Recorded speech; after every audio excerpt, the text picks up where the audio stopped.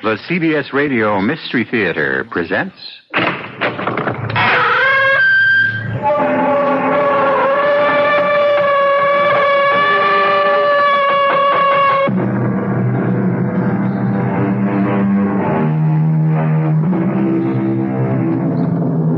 Come in. Welcome. I'm E.G. Marshall, commuter between this world of the mundane and the other world of the macabre.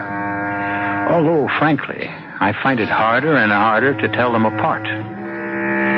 We look at oil, that surging, volatile liquid which fires the machinery of our complex civilization. We look at it with increasing anxiety, because we know that sooner or later it must run out.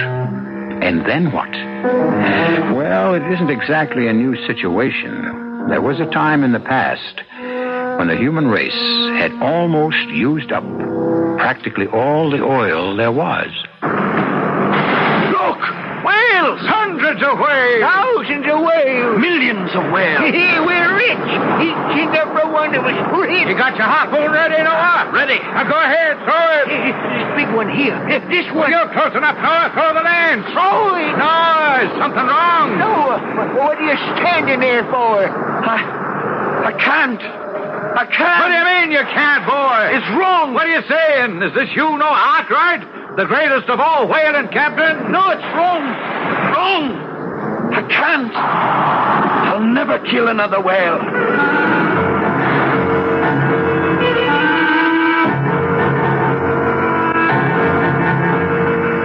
Our mystery drama, The Lamps of the Devil, was written especially for the Mystery Theater by Sam Dann and stars Kristoffer Tabori. I'll be back shortly with Act One.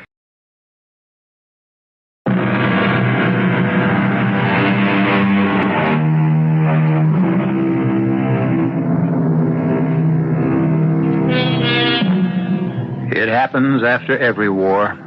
The boys come back to another world, a different world, a world that has in many ways passed them by, and they see the world divided into two camps. Those who went away and fought, and those who stayed home and got rich. In 1865, the long and bloody Civil War was over, and Lieutenant Noah Artwright, who served with distinction in the United States Navy, came home to a seaport town in Massachusetts. Noah! Yes, it's Noah. You're Noah. Home from the war. Not a hole, not a scratch, fit as a fiddle, spry as a colt. And where's my kiss? No, Noah. Where's my hero's welcome? See my medal? This ain't just a hunk of tin hanging by a rag. No, ma'am. This was personally pinned on my broad chest by Admiral Farragut himself, the commander-in-chief. Noah. That's right, my darling. My name is Noah. And your name is Prudence.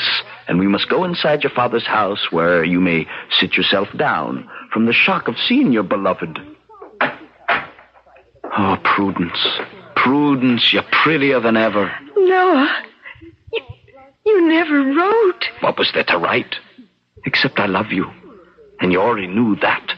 Let's have a small wedding. Noah, listen. And you will sail with me. Here's one whaling captain that's going to take his wife on all his voyages. Noah, listen. I'm a married woman. The captain's cabin shall be more than just... You're what? I'm a married woman, Noah. You never wrote. How was I to know if you were alive or dead? You were gone 4 years. Noah. Night after night, at sea, in the darkness.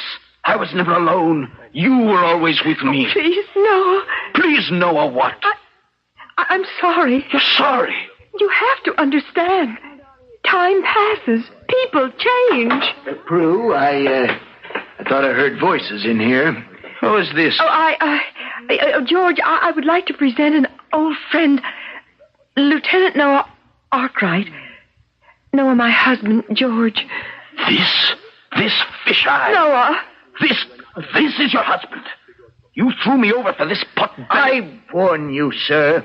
Oh, I'll bet he's rich. Please, Noah, I know how you feel. No, Mrs. Married Lady Prudence. You do not know how I feel. Sir, I must ask you to leave this house.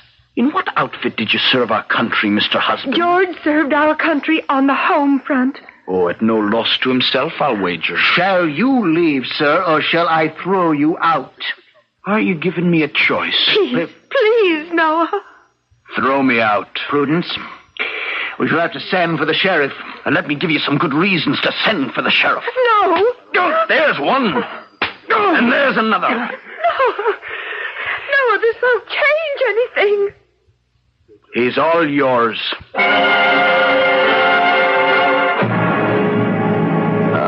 Noah, I heard you were back. Mr. Fallowfield, I just seen the Betty Lee. She's going to ruin. I know. She's just rotting away in the harbor. I know. She ain't put to sea in over 5 years. She has to be refitted. Refitted? And do I have plans? Ever since you told me I would be her skipper. Oh, I know every timber in her body, every spar, every brace. Here's what I think we should do. Noah, I ain't never gonna refit the Betty Lee. What are you saying, Mr. Fallowfield? Well, I'm saying it don't pay. Oh, but if you buy a new ship, you don't know what you're getting. Whereas with the Betty Lee, you see... Well, it don't pay to refit the Betty Lee. The reason is because I ain't no longer in the whale oil business. You're not in the... What do you mean you're not in the whale oil business? Why? Yeah, because that don't pay neither. You, Jonathan Fallowfield, you're not sending out the whale ships anymore. Son, it's over. Over? What do you mean over? How can it be over? What are folks going to do for oil, for candles, for lamps? Well, this new stuff's cheaper. This petroleum. Oh, no. It's filthy. It's dirty. It's only fit to light the lamps of the devil. And it's come at just the right time. You see, the whales are practically give out. No, I can take it to where there are thousands of whales. There are no thousands of whales nowhere, not anymore. You hunt any animal long enough, hard enough, the way we did. One day, you wake up, and you see they've been hunted out. Hey, we'd have been in trouble, son, but they come across this petroleum. Oh, I tell you, it won't work. Well, it's what folks are going to use for oil. Never. Guess it's hard for you, son. You've been through a war and all. Now you come home, find it just ain't the same home you left. You promised me the Betty Lee. Well, there she is now, lying on the beach. You want her? Take her. I will.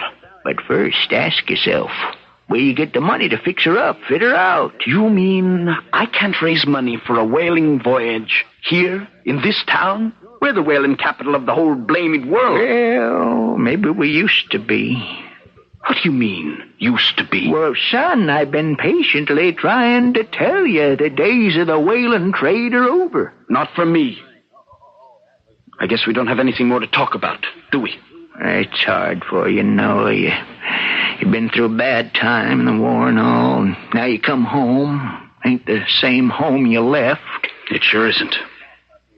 Mr. Fallowfield, I can't say it's been a pleasure. Good day to you. Noah, let me give you a piece of advice. Free of charge, I hope. The world goes on, son. And when something better, cheaper, easier comes along, you make sure you get aboard. Otherwise, you know what's going to happen to you? You're going to get left. Thank you, Mr. Fallowfield.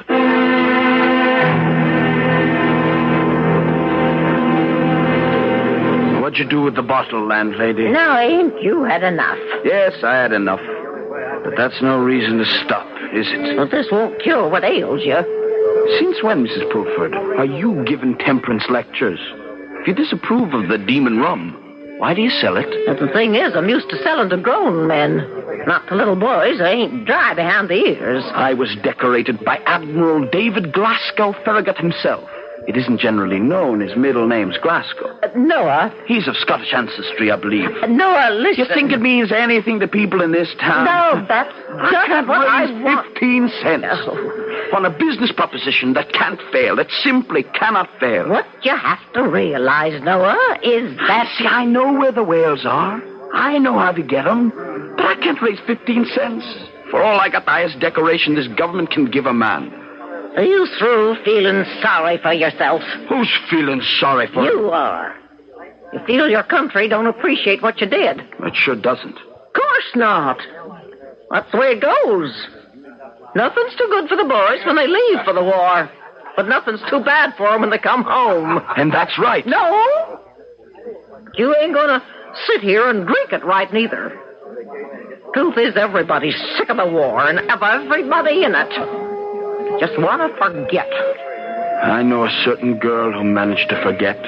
Mrs. Pulford. What did she see in him anyhow? Now, don't be too hard on her, Noah. It's like you see in the theater. Her dad's business come upon hard times, and this George Marcy's got all kinds of money. And what am I supposed to do now? Find something. What? Whalen's gone busted. Oh, and good riddance. How can you say that? It's been the bread and butter of this town. It's been the bread of shame.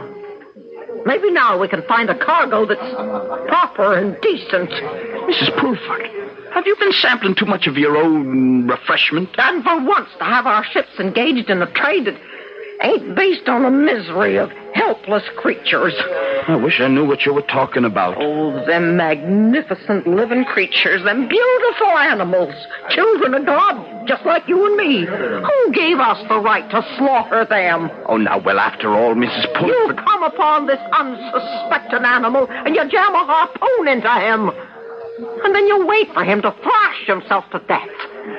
And then you just strip him. Well, now, I notice you wearing a corset, Mrs. Pulford, and it's made of baleen, the bone in a whale's mouth. What'll you ladies do? We'll learn to do without. It ain't worth the suffering of an innocent animal. I don't know if, now, strictly speaking, a whale suffers. They don't have feelings. Well, that's what you tell yourself to satisfy your conscience. Oh, we had to kill them. Why? For oil. Oil to light the lamps of the world. Well, you don't have to kill them no more. You don't need whale oil. Oh, who says we don't? Because now you got petroleum. Did anyone say petroleum? Has someone uttered that abomination? Petroleum, a witch's brew for the satanic rebels, created by the tools of the devil himself. Fire and smoke. At night, the tortured fields of Pennsylvania are made bright as day by the raging flames of hell. Now, that's enough, Peyton. Enough for you, madam. But I speak for the hundreds, the thousands of seafaring men whose livelihood has Peyton, been... you be quiet, or you just get out. Have a glass with me, Mr. Peyton. Here. Oh, the two of you. Oh, you'll make a fine pair. Why, what nonsense. Has she been filling your head with, Noah? Oh, nothing much. About the whales, the poor, innocent whales. Yeah, well... No, my boy. Every creature was placed on this earth by God. Is that true? Yes. And every creature has its appointed task and function. True. Now, if God didn't intend for us to use the oil of the whale, why did he give the whale so much of it? You see, boy, we were only doing the Lord's work by taking the whales. Well, those days are over. Who says so? Everybody. Who's everybody? Them fat-bellied profiteers who stayed home while you and me half bled to death in combat? Well, I didn't bleed much. And from what I see, you look pretty healthy, too. I'm not near as healthy as a fellow named George Marcy, who married a girl that I believe was your fiancée. Mr. Peyton, what you say is true. But still in all, there's nothing we can do about it. Oh, yes, there is. There's a great deal we can do about it. Really? Tell me. Well, now, Noah, I can't tell you here. Why not? And I can't tell you at all. Unless you swear on your life not to breathe a word of it. What is that supposed to mean? It means that there are men who just aren't willing to sit around in grog shops and drown their sorrows. It means that there are men who are willing to fight. Fight? How? Against what? Fight to the death against this devil's brew, this petroleum. Now, you want to join us?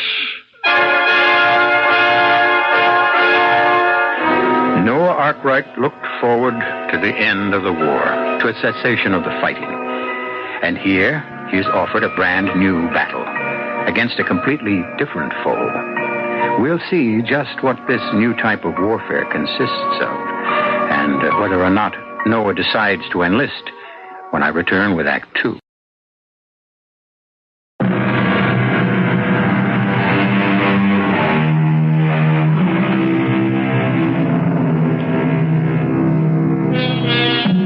You can't stop the wheels of progress, or so they say. But you can throw a monkey wrench into them, or more accurately, a shoe, which is what working people in France tried to do more than 100 years ago when they were losing their jobs to machines. They tossed their wooden shoes, their sabots, from which we get the word sabotage. But what can you do to petroleum? Join in what, Mr. Payton? Join us in fighting for your job and the job of every whaling man in this town and all along the coast. We're all brothers. I've heard talk, but no hard facts. Let's get out of here. Where are we going? To a meeting. What kind of a meeting? A meeting of good fellas who believe the way we do. How do you know what I believe?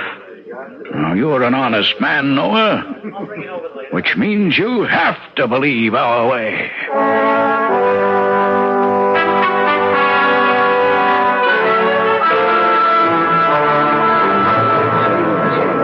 I see.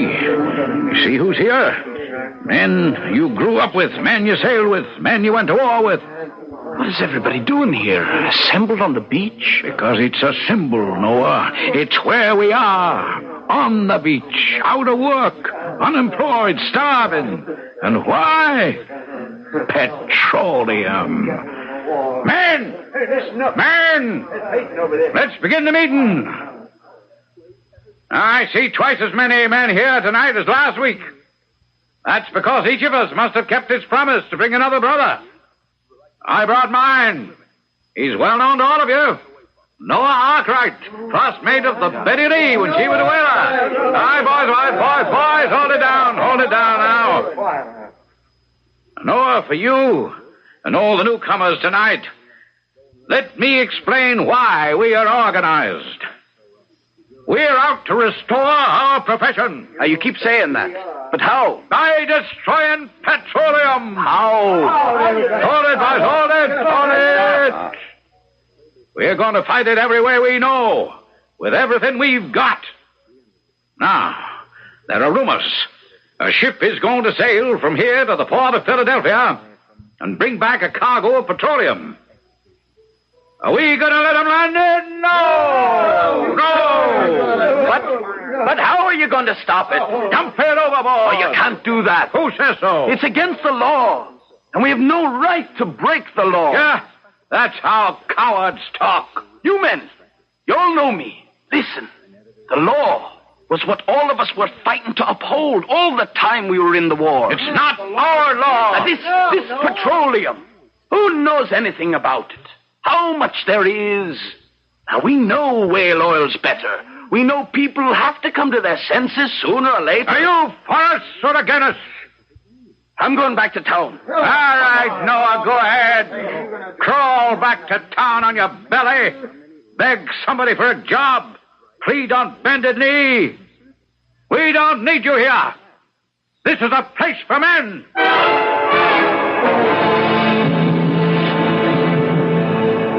Well, I hear you didn't go along with the boys last night, Noah. I don't know what you're talking about, Mrs. Pulford. About dumping petroleum in the harbor. And here I thought it was a secret. Oh, how can you have a secret if nobody knows how to keep his mouth shut? I don't think it will ever happen. You don't? No, just angry men letting off steam. Desperate men, Noah. You ain't been home long enough. Is that why she married him? Because her father needed money. I see. That's what's bothering you. Oh, I suppose. Anyhow, it's the story around town. So you should be getting over her. Sure. How? Find yourself another gal. Plenty of good-looking young ladies around. Some of them rich, too. Leading the idle life of a rich man's son-in-law has no charms for me, Mrs. Pulford. Well, who says you have to be idle? You could get a berth on a ship. Where? Almost anywhere. It's a steamship. Oh, no. Are you going to be like the rest of these fellas? Too proud to go on anything but sail? Sail's the only way. Now, how can you say that? You were on a steam battleship. Oh, but steam can never replace sail for the merchant navy. Why not? It's not practical. You've got to carry so much coal to feed those engines. You got almost no room left for cargo. Oh, now I've heard it all. Steam ain't practical. Petroleum won't work. A mast and a sail and the oil of a whale. Is that all there is for you? Whales. You've got to understand, Mrs. Pulford. Whaling's been my whole life. Oh, son. A lot of people have misspent lives. But suddenly it happens. One day, without a word of warning, and just out of nowhere, they see the light. You see, it's you and 5 men in a small boat, and you steal up to him, so quiet. You hold your breath, because he's the biggest living thing in the world. Proud of yourselves, huh? You come at him from behind. Oh, that's showing real courage. And when you're within darting distance, say maybe 17 feet, you throw that iron. Why are you so excited? It's like sticking a pig. He's hooked. And now he's out of the water. He's in the air, all of him, like a mortar shell. Straight up and straight down again. And now the water is boiling as he swims and plunges this way and that, trying in vain to shake up the iron. And all you boys are really enjoying yourselves. And now he shoots straight ahead, pulling us along with him. It seems like you're speeding across that water faster than the speediest railroad train. And what? Oh, nothing.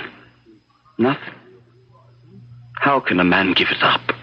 Are you all right, Noah? Yes, I'm fine. I guess I'm just tired, that's all. I guess I'm just tired. Good night, Mrs. Pulford.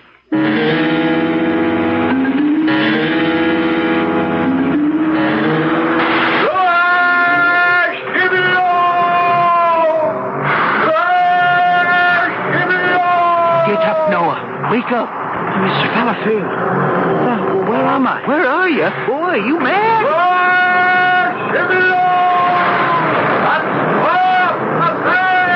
am I? Boy, you're on the Betty Lee. Betty Lee? Your ship, the Betty Lee. I promised you the Betty Lee, didn't I? We fitted her out. We're at the whales. And where they are, grab your lance, Noah, and man the whale boat.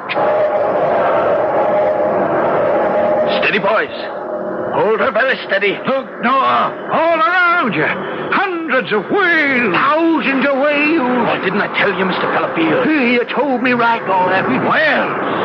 And all of them the right whales. Whales whose bodies are thick and rich with oil. Oh, start killing.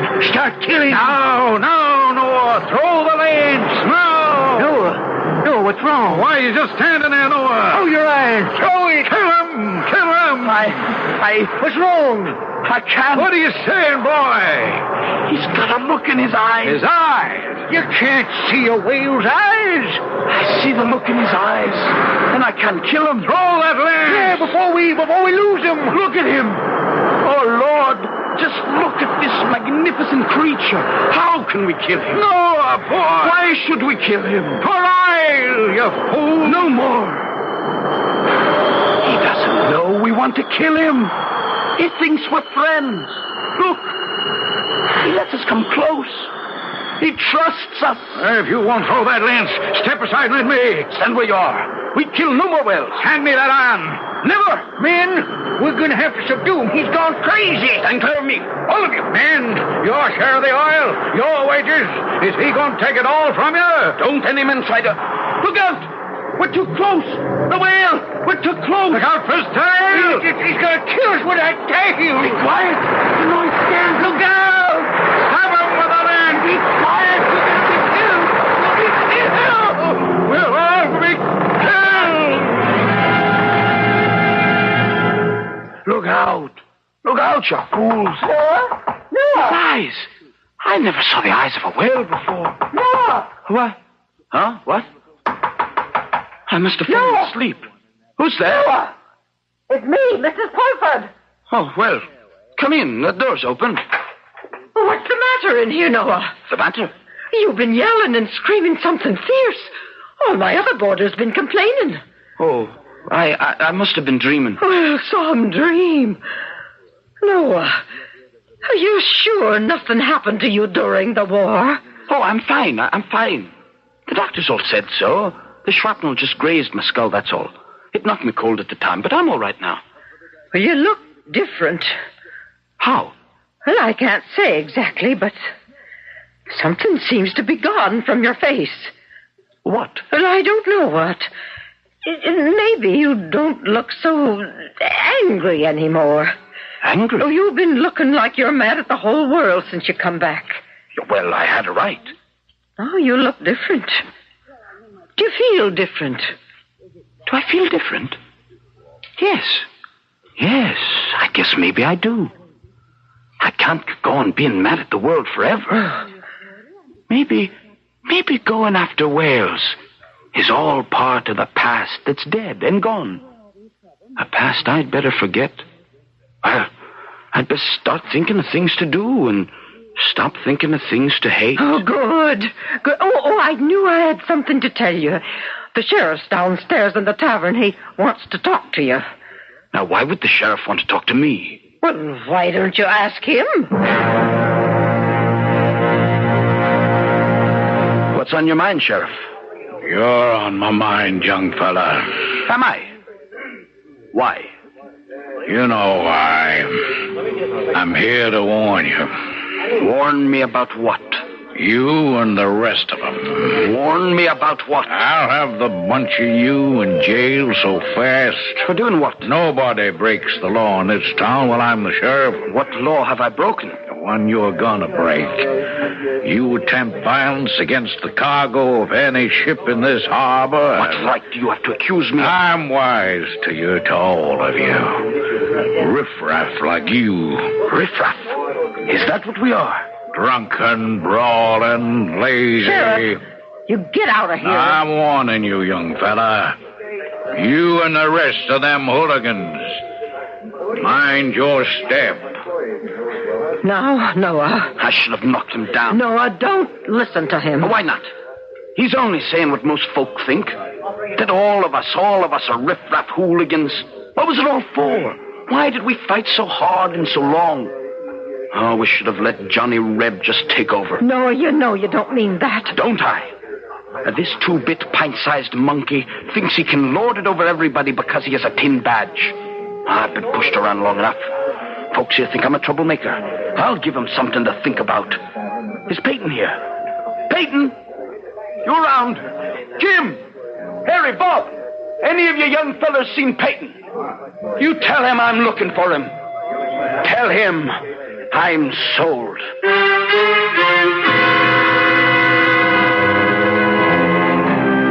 And that's how it is when one is 5 and 20. The ideas are bright and vivid, but they spring from the heart and not the head. Quick to anger, violent of temper, and eager to love or to quarrel, whichever presents itself. And so it appears that Noah has chosen sides. How the fight comes out will be detailed when I shall return with Act 3.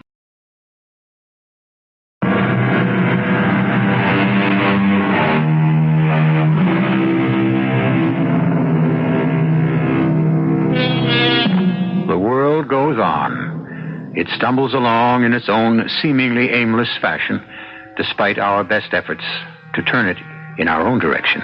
And each of us has to take what he is given, even if for some it's manifestly unfair. But here and there, some of us try to fight back. And when we lose the impossible war, we're considered crazy.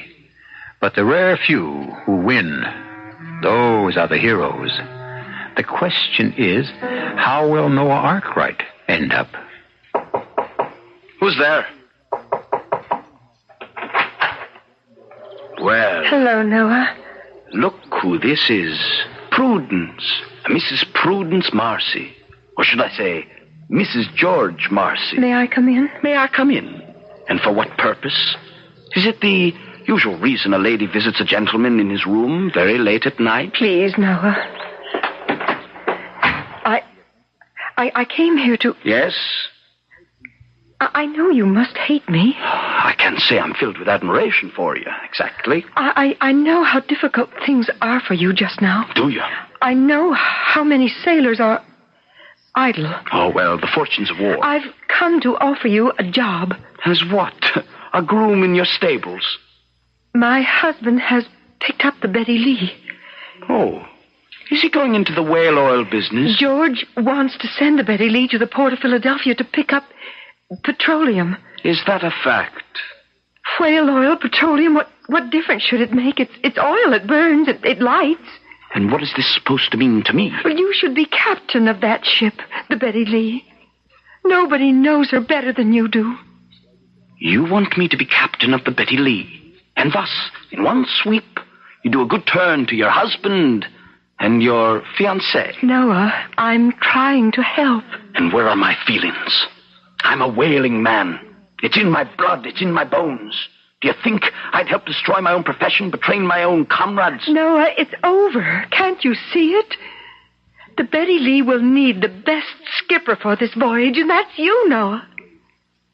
The world goes on. People do the best they can. You can live in the past, or you can adjust to the future. A very pretty speech. Oh, go ahead. Spend the rest of your life feeling sorry for yourself. I thought I could help you. I see I was foolish. Goodbye, Noah. How do you like that? I'm wrong.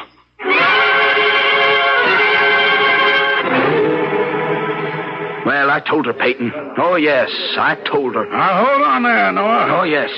They want to fill those ships with that filthy mud that seeps up out of the swamps of Pennsylvania. But there's something they forgot. Who, huh? Who's going to sail those ships? We are. Yeah, they need us. Without us, nothing moves. What did you say? I said, we're going to sail the Betty Lee, Noah. We're going to cut our own throats? Oh, no. You have to think right, boy. We want to make sure the Betty Lee gets to Philadelphia, loads on them barrels of petroleum, and comes back to this very same port. Why? So we can have a party. What party? The grand, glorious petroleum oil party, right in this harbor. The grand, glorious petroleum oil party? Why, Noah, we'll become another Boston. Yes. They'll think they whipped us. But we'll bring back that petroleum and throw it in their faces. And all you have to do is become the master of the Betty Lee. And sign on all the boys as my crew.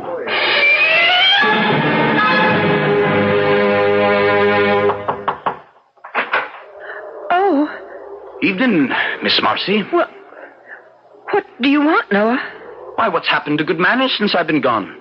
It used to be folks in this town answer the door and say, why, come in, sit a spell. No, please, no trouble. Who's at the door, Prudence?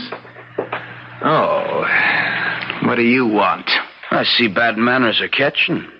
Prudence, why don't you serve us up a cup of tea? Dear sir, you can't barge into my house and I order... knocked at the door very politely and was admitted by the lady herself. Now to business. I'm not interested. I must ask you to leave this house. You're talking like a fool. What? Believe me, I know. I used to be a fool myself. You bought the Betty Lee. Who knows it better than I do? Who could be a better skipper for her than me? I didn't buy her to make a whaler out of her. What's it to me what kind of oil she carries? There are scores, hundreds of out-of-work captains. Who needs you? Ask anybody in town. I'm the best captain you could hope to find for the Betty Lee. It's true. I don't like you. You don't like me. But what should that have to do with anything? Business is business. You know, I like the way you think.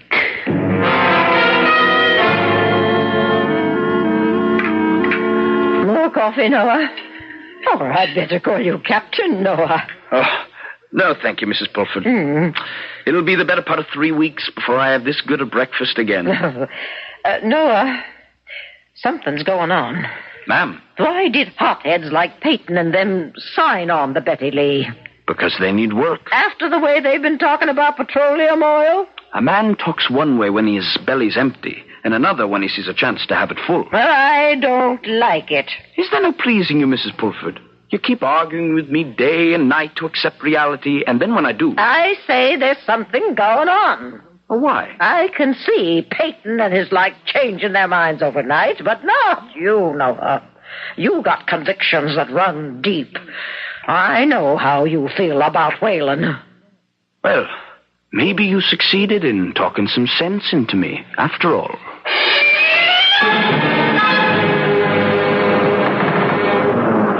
Hold her steady. Steady as she goes, Captain. Let this wind keep favorable, and we can have our cargo back in port day after tomorrow. Aye, in port, but not in town. The day after tomorrow, the 5th of June, 1866, a famous date in history. The grand and glorious petroleum oil party. The whole town will be there to watch us come into the harbor. But instead of tying up to the dock, we drop anchor in the middle of the harbor and start the festivities, eh? Why, Noah, you're looking serious. So serious. It's just, well, I don't hold with violence. Violence, man. You had 4 years of war. Now, that was different. What's a man to do, Noah? What's a man to do? You're right, Peyton. You're right. Yeah. What a party that's going to be.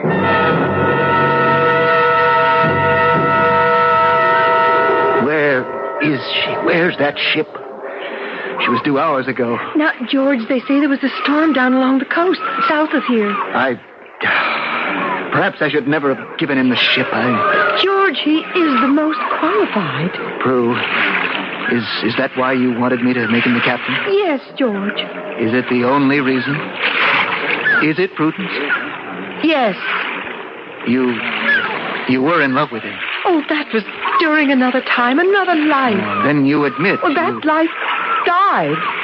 It was killed by the war the way so many others were. We can't have the things that were. We can only have the things that are. Look there, folks. A ship. See the ship? Oh, it's the Betty Lee. The Betty Lee. Oh, strike up the band.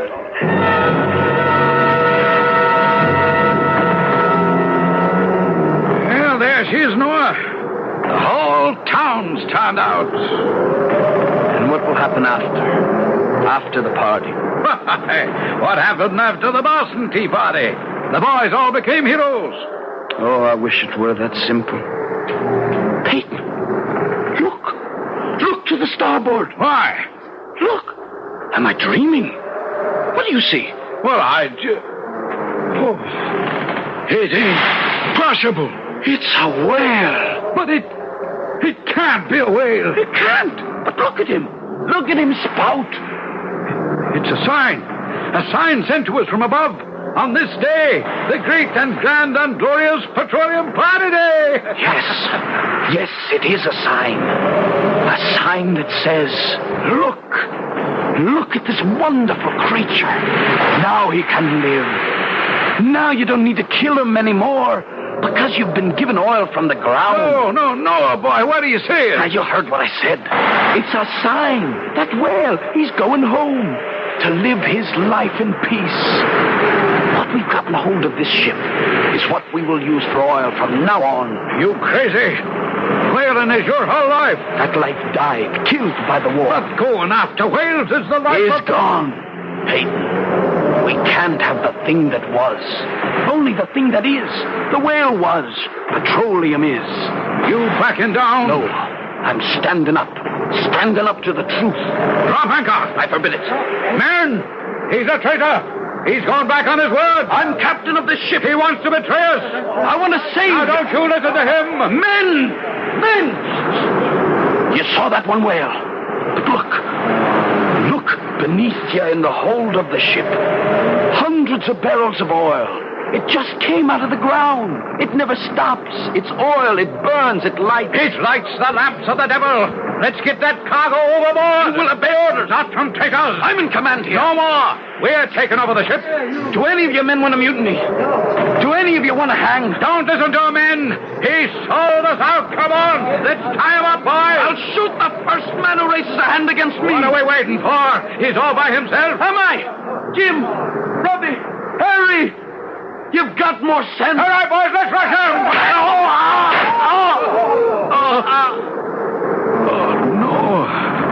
No, I didn't mean it. I just wanted. Peyton, you can't do this. This crazy thing. You know you can't. Oh, boy. Are you all right? All right, some of you men, let's get him below. No. I might as well stay here. We didn't want anyone to get hurt. No one was supposed to get hurt. Someone always gets hurt when grown men act so crazy. You can't fight it. You can't fight progress. Fight that stuff that we got in the hold. You can't do it. You go on, and you do the best you can. Oh, you'll be all right. No, you'll be all right, boy. No, I don't want anyone to get into trouble. How it happened, well, just say that we were firing off our pistols to celebrate, and we had an accident. No. We'll get you to a doctor. Peyton. She blows. Oh, you see him, Peyton? Oh, he's a beauty. The biggest, rightest whale in the world. Why are we sitting here? Why don't we man the whaleboats? Peyton.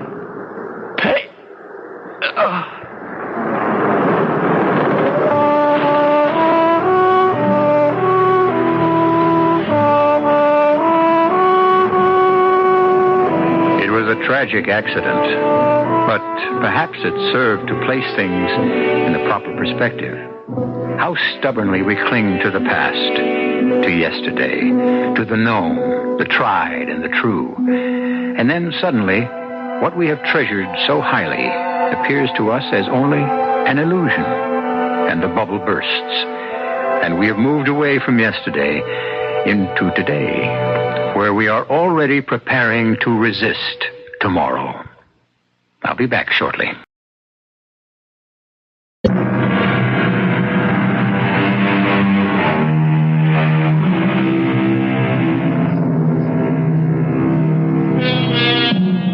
It's becoming a blander world, isn't it?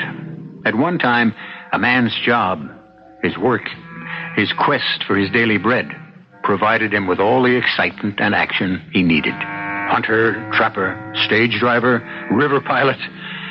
Well, we do make progress, don't we? We push pencils and press buttons, for the most part. And it's more efficient. You simply cannot prevent progress.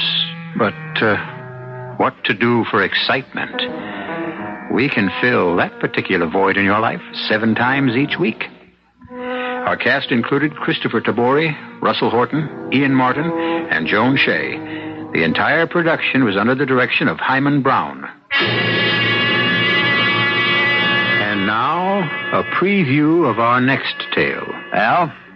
I just thought you'd like to know the grand jury handed down indictments against your clients, Dr. Grant and Ms. Stafford. You wouldn't have them stashed away somewhere as I can't find them, would you? Now, why would I do a thing like that? Because I'm just having warrants issued against them both for first-degree murder and conspiracy to commit murder. Now, you know that's going to be a waste of time, Al. You don't say. I just did. Ballistics showed that Mrs. Grant was killed with a bullet from a gun other than the one on the scene of the crime. That gun has disappeared, Al. Without it, you have no case. You wouldn't want to bet on that, would you? I'm not a betting man. Just as well. I've got a nice little surprise to spring on you just for once. See you in court. Al? What's he got, J.C.? Such me. I'm more worried about what I may have got. A bull by the tail. This is E.G. Marshall inviting you to return to our Mystery Theater for another adventure in the macabre. Until next time, pleasant dreams.